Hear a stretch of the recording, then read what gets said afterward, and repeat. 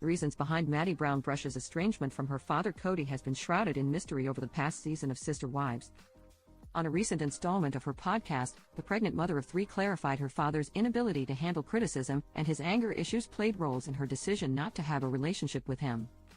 "I have no contact with some of my family, and it's because of stuff that has happened," she said on the Monday, November 11th, episode of the Authentic Society podcast.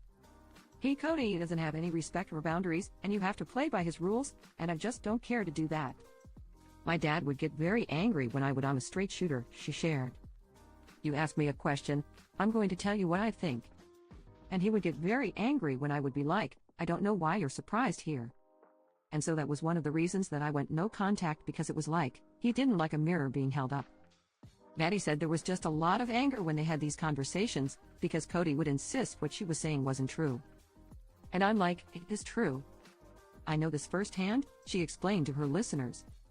According to Kody, Maddie has reportedly also chosen to not have her own children. She has Axel, 7, Evie, 5, and Joseph, 21 months, with husband Caleb Brush, heavily involved with her dad until things change.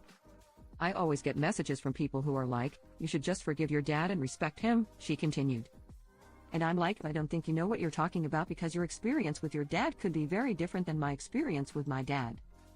This comes after Kody's fourth wife, Robin Brown, admitted she was losing respect for her husband due to his strained relationships with his adult children, including Janelle's boys Logan, Gabriel, Hunter, and her late son, Darrison.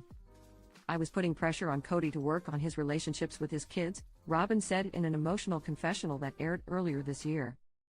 I think that Kody should be camping out on their doorsteps.